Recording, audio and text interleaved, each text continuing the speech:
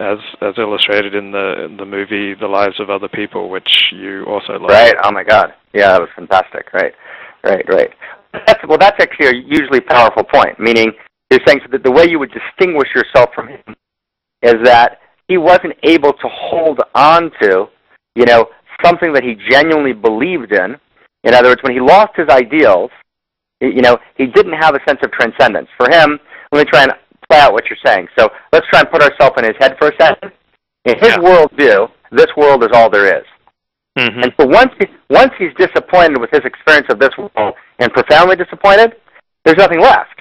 Right. He's got no place else to turn. He's got no larger vision. He's got no, until he gets completely lost. Right. I think that's great. I'll give another example. I mean, for instance, I still believe in Dennis Prager, even if Dennis Prager does not believe in me. Like, Dennis Prager is my favorite intellectual and has been for about 19 years. We had a personal falling out in late 1997, which has not affected in any way my high regard for his thinking. And so I'm able to, still admire his intellect, and at the same time, I'm not going to be totally crushed that I fell out with him. The fault may be 75% mine, but, I will soldier on. I'm not going to be crushed and devastated and think that I'm a worm because I fell out. So I think you can still, realize that people can be great in some areas and have flaws in others, and you can still admire them for the areas where they're great. And you can admire yourself for the areas where you're great and not, neither trash yourself for your flaws nor adulate yourself for your strengths.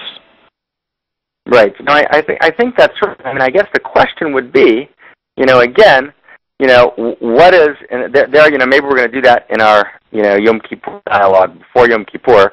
The question is, in the way that a person, that anyone lives, in the way that we live, what is our moral code, and how does it work, and how do we, in other words, are we subject to a moral code that we kind of all agree on, or do we all each kind of create our own very subjective moral code? And there's probably some mixture of the two. The Torah obviously is a beautiful, gorgeous, divinely, expressed, moral code that kind of binds all of us. So kind of, and as the Talmud points out in a number of places, everyone has the places where they're stronger and weaker in the Torah. So the Torah has, the Gemara has an idea that everyone picks one mitzvah, and that's their special mitzvah. That's it's called a mitzvah miyuchedet, their unique mitzvah, their unique commandment, in which for which they have to be willing to die for. In other words, that usually the law is, if you remember, the Talmud and Sanhedrin, right there in 74a, the Talmud says you only give up your life for the big three, incest, idolatry, and murder, right? And for everything else, it's better to violate and be around to fight another day, right? So there's a very powerful idea that already exists in the early sources and really gets exquisitely formulated in my teacher, Mordechai Leiner of Izbeka, who says that every person also has a unique mitzvah which is directly related to them, and they're the only person who know what it is. And for that mitzvah, you also have to give up your life. And what he means by that is that defines your life. That's who you are. So clearly, everyone has a different relationship, and everyone focuses on a different area. Having said that, there still is a universal kind of code of ethics, and it's a really interesting question. So how does that play into, and this is a different conversation, how does that play into blogging, and, what are the rules of blogging, and, how do I make up those rules, and how do I decide what's acceptable and what's not acceptable, and, particularly because you're in a field, I'm just a simple author, you're in a field, where you're kind of blogging to the world, about all sorts of people, all sorts of things, and hopefully your blog's getting some ratings there, so that's all good. So you really have to have a very rigorous, and I imagine you've evolved with this, and this is, the subject of a different debate, or a different dialogue, not really a debate, but, you have to have a really rigorous code of, what goes on a blog and what doesn't go on a blog, and, really you have to be a psychologist, an ethicist, a political strategist to know why people are telling you things, etc. You're not in a simple position, my friend, and you also don't have a board of overseers. You're completely autonomous and independent. So, you're in a very complex, postmodern position where you basically create your own pulpit, as it were. You can speak to quite a lot of people, and therefore just the ability to talk, creates a certain amount of power, which creates a certain amount of responsibility, with a rapid independence. That's a very long way of saying that, whoa, that's a big deal. Yeah, I think actually it's a lot simpler than that, in that if you blog with your name on it and you belong to a decent community, most of your moral questions are solved right there. Like, there are severe limits on what I can do because I belong to an Orthodox Jewish community, not just a particular synagogue, but I live in Pico Robertson. I walk these streets every day. I blog with my name on it. I will bear the brunt of my misdeeds, in a very visceral way.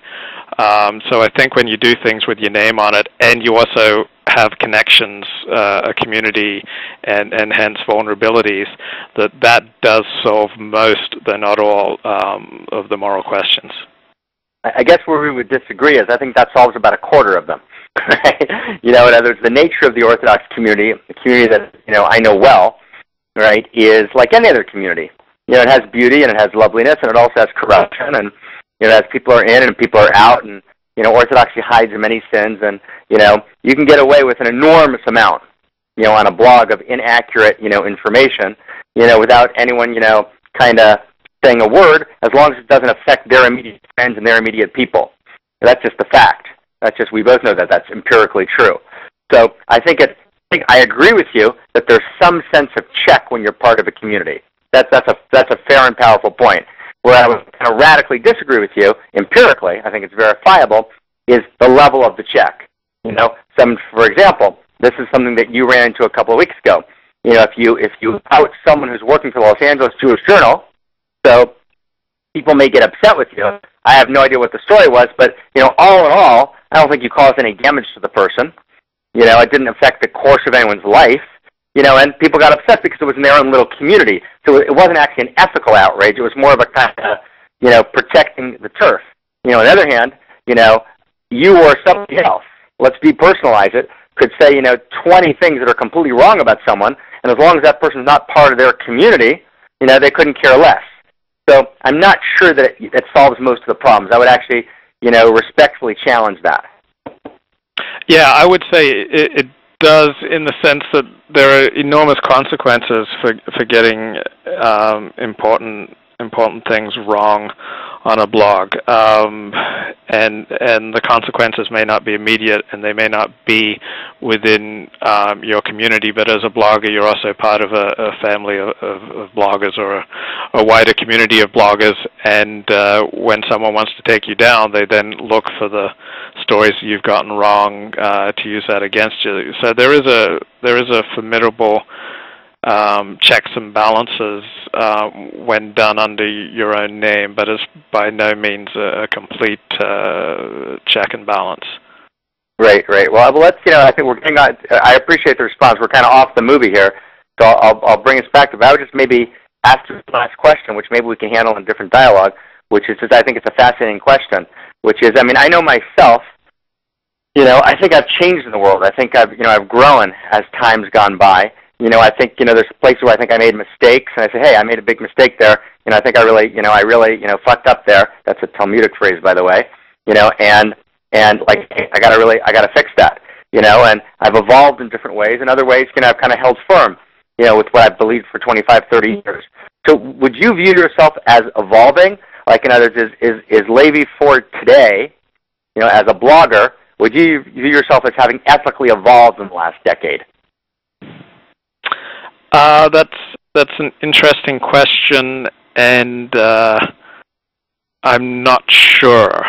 In many ways, the same approach that I had in my first year of journalism, in my sophomore year of high school, is similar to my approach now. I guess I'm wiser in applying things. And this is one question where I probably can't judge myself. As one age, one does become more